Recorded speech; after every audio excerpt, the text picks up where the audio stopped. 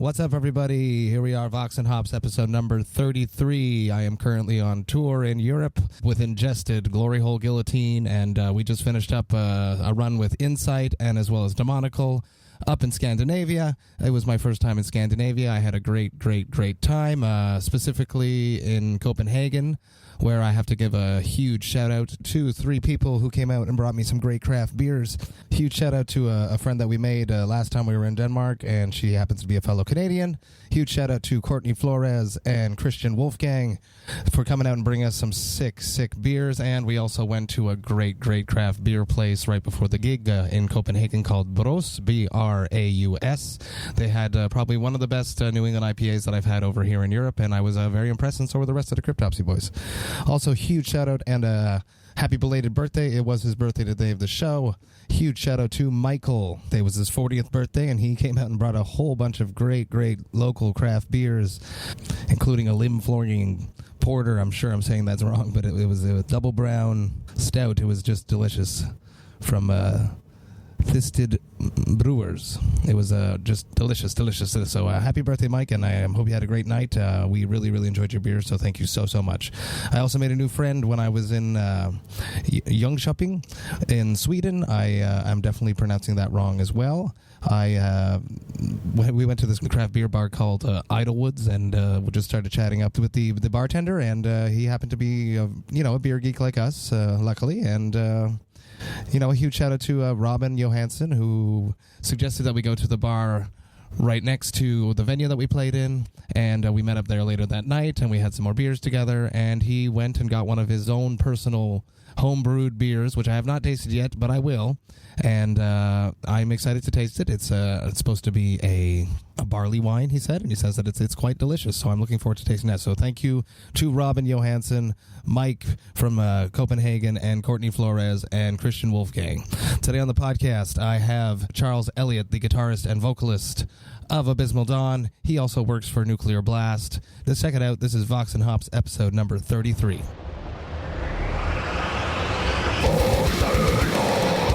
I warn you, what you are about to hear is very disturbing indeed. What's up, everybody?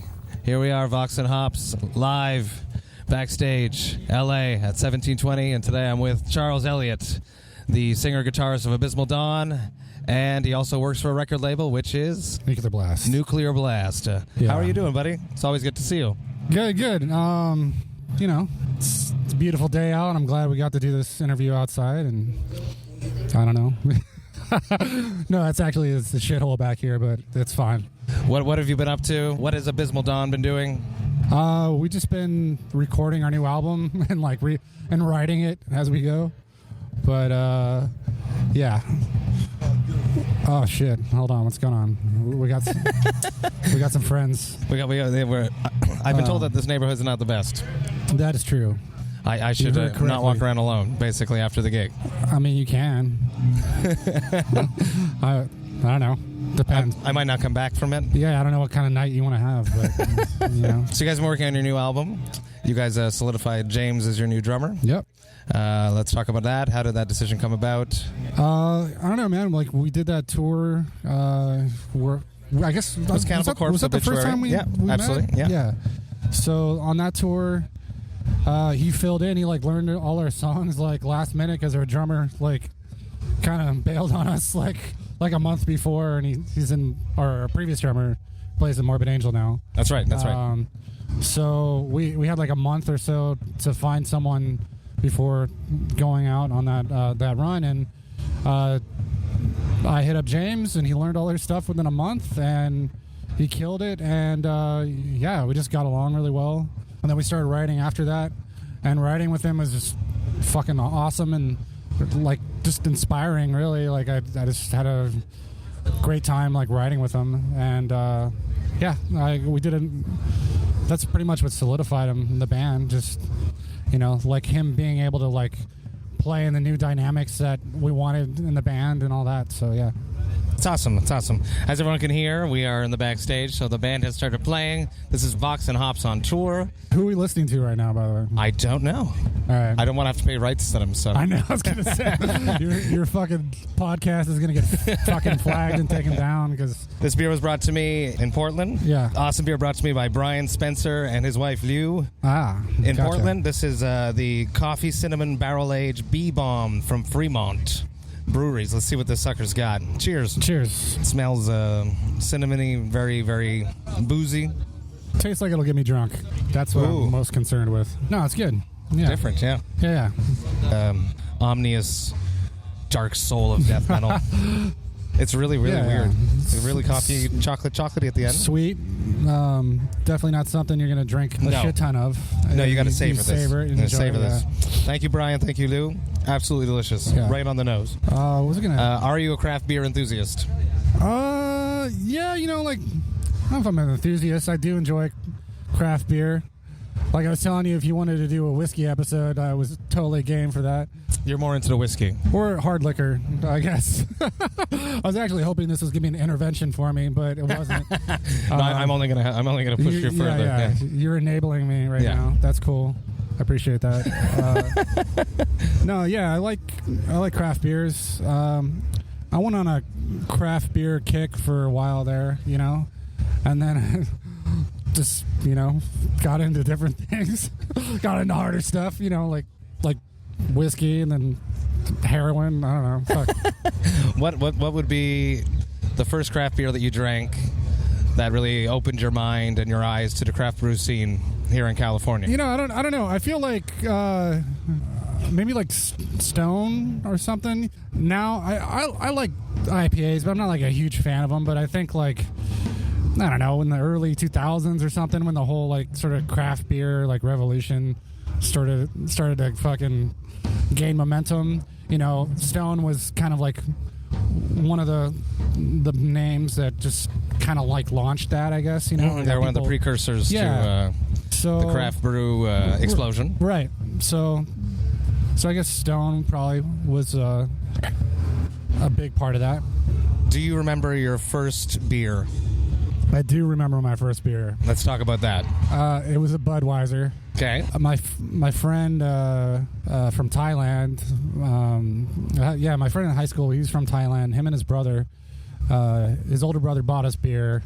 You know, we go to his house and like, you know, they're from Thailand, so they were just like, yeah, America, like we're gonna drink Budweiser and fucking Jack Daniels, and I'm like, you know, it's crap beer, but you know, whatever. When you're a kid and you're just learning to drink beer or drink in general, that's kind of what you go with. Is you got to start somewhere, because if you started with this Fremont Coffee Cinnamon Barrel Aged B-Bomb, I don't know how I'd feel about that when I was probably, like 15 or probably something. hate you know? Maybe I'd like it, maybe I wouldn't. I don't know. It's pretty sweet. Yeah, you know? It's very almost. It's like boozy though. Yeah. So how did that first beer go down? Yeah, didn't like it. Now it's a whole different story, obviously. Like pounding back pretty hard, but drinking Budweiser, I don't know. I think I ate it with candy or something, like really, like I couldn't stand the taste when I was a kid, you know. So you had to like mask it. Yeah, you know, with bubble gum, like fucking Skittles and Budweiser or some bullshit. I don't know. Right. But yeah, drinking. So there you have it. There's my deep, dark secret. If you do go buy craft beer, what would be the craft beer you would reach for? I mean, I brought you some beer today. Like, I really like North Coast Brewery. I like all their beers, like Brother Thelonious, Old Rasputin, Scrimshaw. Yeah. I brought you some Prankster. Nice. I like more like Belgians, I guess. There's this beer that, like, you can only get on tap. It's really good. It's called Naughty Sauce. Naughty Sauce? Yeah, if you can find it, check it out. It's like it's a milk stout on nitro.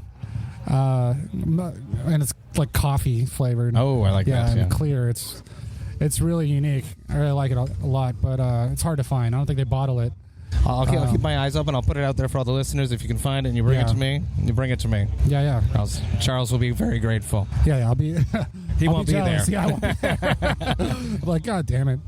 Let's talk about you growing up in high school. Are you originally from L.A.? Yes, I am. How much do you think that influenced your life and getting into the music industry? Because you're not just in a band, you're like at the label, one of the biggest metal label in my opinion. Yeah. How much do you think just growing up in LA influenced that versus your personality?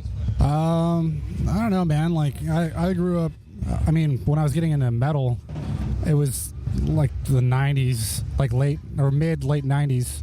So the metal scene was kind of like not that happening. It's pretty dead, you know?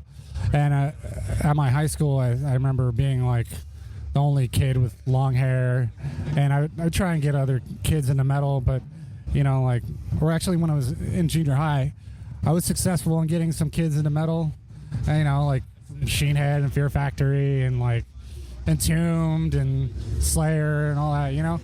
And then by high school, I just kind of like thinned out, and yeah, just there really wasn't very many kids into metal, and if they were, they usually dropped out. I was like, in my graduating class, I think I was the only guy with you like long were hair. the only metalhead. Yeah.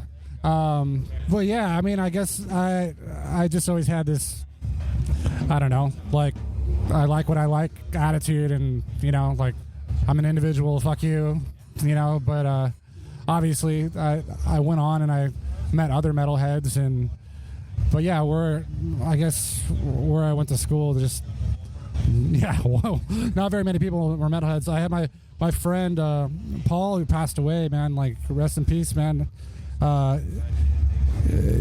He, like, and all of my friends graduated like a year ahead of me too that were into metal, and then my friend Paul, he was from Thailand, and I don't know, we go to his house and drink beer and fucking play guitar and watch shitty horror movies and stuff like that, you know. But yeah, I don't know, like, as far as being influenced by LA, I don't know. I always felt like a little out of place, and You think so? Yeah. in LA, I guess, and at least where I grew up, because I grew up mostly in the South Bay, like Torrance area, which is a really fucking boring suburb. Okay, got it. And Yeah. I was and, picturing you like at the whiskey all the time, watching all the concerts. I mean, I went being to like bathed in the, you know, the like I scene, went to the shows limelight. at the whiskey a lot. I guess I think my first show was actually like Sacred Reich or something in like '95, but that Wow. was like in the showcase in Corona, and I don't know if you saw, I posted a video like recently. Yes, of your first show. Yeah, I guess it wasn't my first show, but it was like one of the first shows I played, and the first band I used to play in this band in Human Visions, and we played with Death at the Whiskey in '98. Wow. That Death Live in LA. Yeah. So Wow. yeah, I don't know, I was like fucking 15 or something, and yeah, but I saw a lot of shows at the Whiskey. I saw Cryptopsy at the Death Across America tour in like '99 or something at the Really? showcase. It was like Cryptopsy, Nile, Oppressor. I wasn't there. I know you weren't there. Well, let me tell you, it was great. Being the only metalhead in high school, how did you go about forming a band, finding other band members that are like-minded? What were those steps like? It was tough, man, because I know, like, fucking, I don't know, like 13 or something, playing guitar and trying to find people, and I think, like, there was, like, newspaper ads you put out and answer those, like Recycler. I think that's still around. There were some kids in, like, Long Beach or something that I jammed with for, like, a little bit, and I don't know, it just didn't really work out, and then I had, like, other friends in school where we never had, like, a full band, you know, and eventually there's this local band called Dying Breed that I got in contact with, and they told me about this band in Human Visions that were looking for a guitar player, and that was it. I went and tried out there, and then I guess after that I played in this band called Rise for a little bit after Human Visions kind of broke up, and then You always play guitar and vocals, or were you just guitar. Okay, when did the vocals come into play? That was like after I left Rise, I kind of like we were about to try and start Inhuman Visions again, and I went back, and then that didn't work out, and then I was just like, I think one of the guys, our last guitar player in Inhuman Visions, said let's start a band together. We had another friend, Terry, or actually it was a friend of Jamie's, and he played drums. And so for a while, like, I don't know, we couldn't find a bass player, couldn't find a singer. And after a while, I was just like, fuck it, I'm going to learn to sing and play, right? And that was it. It was just out of Were you like a necessity. guitarist that did backing vocals already, or? Yeah, we do backing vocals. Yeah. So it wasn't just like completely new to you. No, not really. I mean, What was the hardest part of that transition, moving from just a backup singer who plays guitar to a full-time singer who plays guitar? So you write complicated songs, right? And you're a very, very good vocalist. You have excellent well, thanks, man. diaphragm control, long fucking screams. That means a lot coming from you, man. Thank you. Yeah. What was the hardest part of that? Learning to do it. I don't know, man. Like, what steps did you take? I think a lot of that is muscle memory. You learn the song on guitar, and I just learned like not to look at my guitar neck, and I don't know. It's just like memorizing, separating. It's like two different parts of your brain almost. Try and separate the two. How hard is it for you in studio, just tracking vocals, like not holding a guitar and playing and tracking vocals? Is it something that throws you off? You're just no, it doesn't. It doesn't throw me off. Yeah, no, I don't know. Does it throw you off? Like, I know you don't sing and play guitar, but like, do you have to hold your mic? I hold my mic. You do in the studio. I do. Yeah. I was curious about that. SM7B, I think it's called, those classic vocal mics, and I hold it in my hand. Yeah. So if you had to describe your vocal technique to someone, say you're like teaching them a lesson of how to scream like Charles, how would you run that down? What is your vocal technique? Man, I don't know. Try not to suck. I don't know. What would you say? Like, what the fuck? Like, I mean, it's a balance between pressure and tension, right? With just the right amount of harshness. It's about hitting that harsh tone that you want and then dialing it back in. Right. So I would say, if water goes into the cup, it becomes the cup. That's just my Bruce Lee quote. Yeah, I'm gonna make a shirt with that on it now. Yeah, dude. I don't know. Like, I've tried so many different techniques over the years. My voice has changed. Like, I feel like on every record, like a little bit. Mm-hmm. And it's normal. It's an evolution. Yeah. A part of that is just like I don't really practice that much. Like when we're not touring, you just don't scream. Yeah, like we'll go months, and just focus on writing an album. And then it's like, oh, I gotta sing again. How do you go about prepping for either a tour or tracking vocals? I just kind of figured out like what's good for my vocals, I guess. I don't know. Now I can just demo all the stuff at home too. Try different voices and stuff. You do, yeah. Which is your easiest go-to voice? I don't know, like sort of like the doom death metal vocal, that's just kind of like my style is more on that sort of old school, like, I don't know, raspy, like, I guess sort of overtones in the low, you know what I mean? Absolutely. Yeah. I try and, I guess, do that. Like, I like the whole, like the old school kind of death metal, or like a Michael Ackerfeld, or like, I'm trying to think of other guys that are kind of like that. I mean, Thomas Lindbergh is totally, he's like in a different range. Yeah, but the same approach. It's sort of like, it's got like a lot of overtones to it, and yeah, that's kind of like my thing, I guess. Yeah. Let's talk about how you got into working for record labels. Okay. How did that all come about? I guess I was playing in Rise at the time. I had another job, which I won't say because it's probably embarrassing to me at this point in my life. I don't know. Now I want to know. All right, fine. That's fine. What did you used to do, Charles? No, I worked at like a Blockbuster video. Like, that's fine. For fucking Nothing years. shameful of that at all. No. I used to scoop ice cream.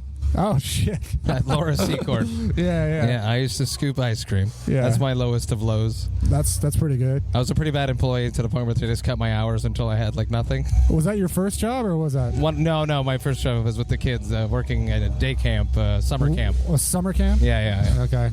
So you've been at record labels for a long time. If you got into it after rock. Oh man, yeah. I've been, I guess, since 2003. Really? Or so yeah. It's been Always a long Nuclear? time. I feel like you were with Century before. No, I was on Century Media. So I interned at Century Media, probably like in 2003 or something like that, and they hired me in the warehouse, and I kind of like quickly worked my way up in different positions back there.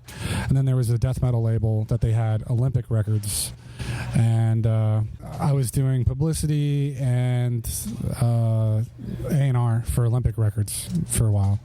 And then at some point, I don't know, like when I was there, like I like licensed the first Swallow the Sun record. Really? And soon after that, I think they folded that like branch or division. We got contacted by the Olympics, like the actual Olympics, saying that the trademark, you can use the name or whatever. Yeah. Oh, that's ridiculous.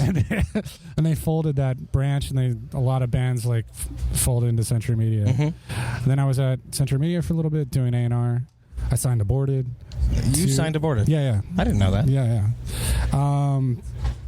But it was pretty short-lived. I wasn't there for like too long. It was maybe like 2 or 3 years total. What are some of the biggest challenges being an A&R? I don't know. I mean, my personal musical tastes aren't, what the whole world might want to hear. What would be a band that you thought was going to be the next big fucking shit? Well, that you signed that went nowhere.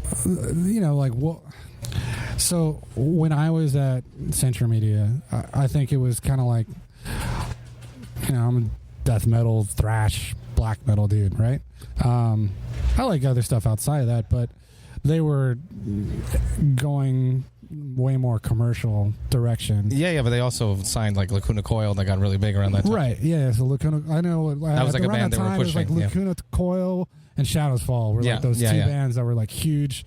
And I think there was a lot of like kind of questions of like my personal taste and what the direction of the label at the time, and and I think when I actually like left on my first tour with Abysmal Dawn and was kind of like let go after that, more but the label itself was kind of like downsizing a little bit, because I think that's when they were kind of like, record sales are starting. Yeah, we see it. Lars was right. Yeah. They're not. They were starting to notice that things were headed in like a downward trajectory. At least you can like operate at the same level or like in the same way. Much less money coming in. Yeah, and like especially through those contracts that they signed with those bands, right? Because they couldn't touch the merch batch back then. So now it's like, everyone does like 10 jobs at a label, and like, so yeah. So I worked there for a little bit. Hold on, but you did my question. The band that you signed thinking this is the shit, it's going to be huge, and didn't go somewhere. Well, I didn't sign a whole lot. I mean, I signed Aborted. They seem to be doing okay. No, they're doing good now. I know they had like a period where, they were kind of like finding their identity again and shit, I feel like, but they're killing it now. Absolutely. Yeah. Once Bedini came into the picture, Aborted straightened itself out. Yeah. 2 of those fucking guys used to play in my band. I know. So funny. So then you transitioned over to Nuclear Blast afterwards, after your time with Century Media. Yeah, like I like left a gap Century in Media, between. and there was like a little bit of a gap, like where I was like working at like the Key Club or something as like a... That's a venue in town? Yeah, well, not anymore. It used to be Gazzari's, and then it was the Key Club, and okay. I think the Key Club's still there under like different management or something. And I'm too from Montreal. I don't know all these venues. There's a lot of metal shows there at one point, though. It was like one of the go-tos. I worked there for a little bit, and then I worked for like a fitness supplement company. Really? Doing like Nutri. Like warehouse supplements, Okay, yeah. So fulfilling like orders for like whey and fucking boner pills. Got it. Yeah. And then after a while, I wouldn't do that for too long though, because I think I left in like 2016, and then by kind of like early 2017, I got the call for Nuclear Blast, and I started doing publicity there. So Okay, so that's 2007. Sorry, So you started doing publicity. 2006, 2007 was when I started. 2007. Really? Okay. And what is? Do you enjoy it? Is it fun doing publicity for a label? I mean, I don't. I just stopped doing publicity. Actually. See. So now I have like a different role. What are you doing now? Because for a while I was doing publicity and product management, and now I just do product management there. What would that mean? So like like a record, like coordinating all the part delivery for an album, and then deciding what formats. And then, like, coming up with, like, it's like what color vinyl, like, are we doing it on, like, a cassette, or are you doing, like, some killer, like, crazy, like, box set, or... Oh, yeah? Oh, we're going to have to chat after. Yeah. Because I want to release the Book of Suffering, all 3 tomes. There you go, man. With some interesting ideas, see what the possibilities are. Yeah. So stuff like that, Awesome, like that's super cool. Dealing with all the departments... coming up with goals for the album and budgets and shit like that. What would be your favorite artist on Nuclear Blast that you get to work with? I love them all equally. They're all my children. But because of you're working at the creative side of it. Unless it's going to be like Sophie's Choice, and then we're you must pick one. Yeah. I don't know. You know what I mean? Like, in a nutshell, what is the new Abysmal Dawn like? I don't know, man. Like, I think it's going to surprise a lot of people because it's pretty crazy. Good. Yeah. Good. I hope it is. Yeah. It's a lot different, I think, but than our previous records. It's more technical, but like still like really catchy, and I don't know. It's maybe a little bit more on the leveling of the plane of existence side than Obsolescence, but because I feel like Obsolescence was like a little more direct and in its delivery. And straight to the point. Yeah. Brutality, technical. And this one, it's like, especially having James in the band, like James is the drummer's drummer, basically. And I feel like that opened us up to like doing a lot more like interesting things, I guess, He's definitely out there. Yeah. He's creative. In more ways than one. He's inspired by the greenery. Yeah. Yes, he is. Which I don't... You don't? No, which I don't. I'm too busy with the hops. Right. Yeah. Yeah. I don't know if your previous drummer was into the greenery. Oh, absolutely, yeah. Okay. He smoked a lot of weed. Okay. Yeah. How about, like, lyrically? Do you know where you're going on this album? Yeah, I mean, I don't know, man. Like, I tried to, like, do a concept record at one point, and I realized... It's fucking hard. It is fucking hard. Someone told me they thought... a friend, Craig, who used to play in Archaic, and... he was like, I like doing concept records because it's easy. It's like you stick to the same theme and you tell a story. I'm like, all right, try it. I started doing it, and I was like, this is not me, man. Like, it's like too nerdy, I guess. Like, I rather like a thematic, and then I can just... It's a broad strokes. There, right. Yeah. But see, like me, like I like to write how I feel, or like or an actual idea. This riff brings out this. Yeah, feel. this riff, or just like in general, just like my life or whatever, like whatever inspires me at the time. I can't be like there's some nerd shit in our lyrics, but like I'm not gonna write a whole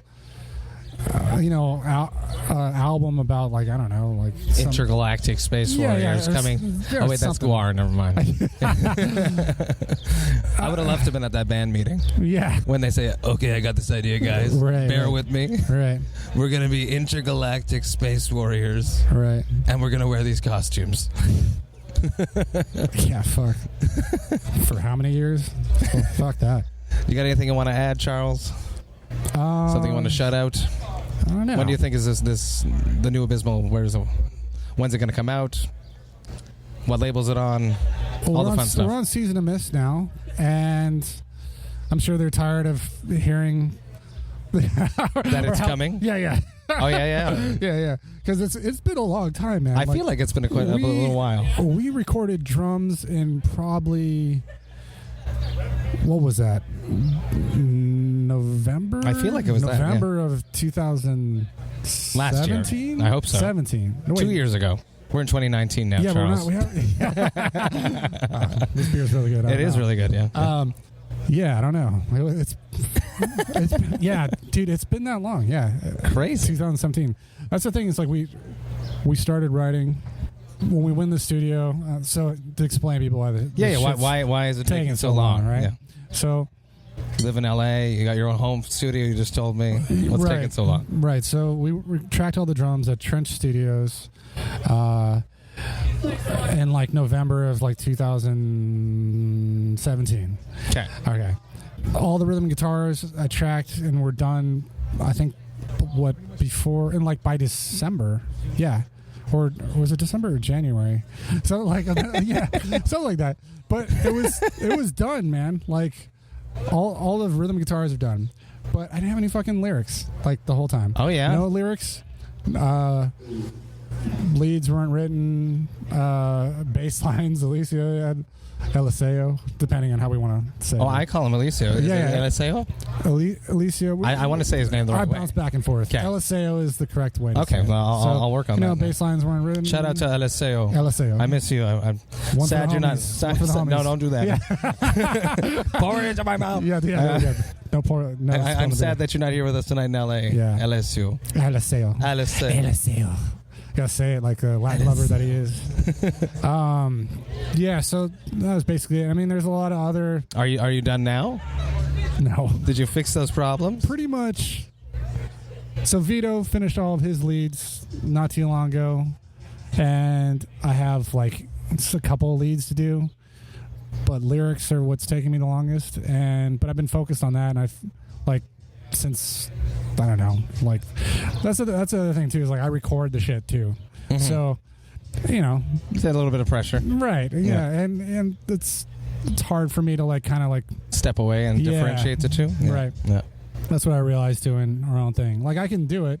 I mean, I can do other people's projects like way quicker than my own shit. That's why Chris writes all of his guitar parts for Cryptopsy when he's really drunk. Really? Because if not, he judges himself and he's like, no, not good. Yeah. And then so he just like writes, super drunk, like really, really very drunk. And then the next day they listen to it and they go, oh yeah, that's actually not that bad. And, yeah, that's how they do it. I gotta try that. Probably not for lyrics. Not for lyrics. Lyrics takes forever, man. Like that. So I've done, what was it? I had like 4.5 songs of lyrics done out of 8 that are going to make the record. You can do it. Yeah, I know. We got the fans are waiting for it. And we got like 2 cover songs and then like probably 2 other songs. I'm just going to push bonus for something stuff. else, man. Like for an EP or something. What about how does it feel to work for a label that your band is not on? Is that strange? No, it's great. Yeah. I like the separation, man. Okay, I wouldn't want to be on the same label that I work for. Okay. What would be the complications? I mean, I don't know. It's just, I just feel like it's conflict of interest, Or everyone's like, fuck, Charles, I know that guy. Like, I don't, whatever. They won't get you feel you get less of a push if... Yeah, I don't know. I also don't like, I don't want the perception to be that I'm getting more of a push than of course another band on a label, because that's of course that's not fair either. I don't know if it would be that way, but I'm just saying, like, whatever that perception might be. So Seasons of Mist is listening. Yeah. When are they getting this album? I don't know. When would you like to release this album in a perfect world? I was trying to get everything done by this April. That was my goal. At the rate I've been writing lyrics, I could see me turning the album in like June. Okay. That smells like a fall release. It's probably gonna be a fall release or early next year, which I'm trying to avoid, because it sounds like we're gonna do a tour in September. Oh yeah. And you tell me after who. Yeah. Okay, I'll tell you. Probably too early to announce anything now on the podcast. Assuming everything goes well there, then we'll at least have like a new single out by then. Awesome. But yeah, that's basically what we're up to, man. Thank you so much, Charles, coming down early. The show in LA tonight. Yeah, man. I appreciate it. Always good to see you. You too, man. Fun drinking beer with you once again. We'll have a few more later. Yeah, what the hell? But you guys won't be listening. So cheers, everyone. Thank you. All the best. Cheers. Thanks.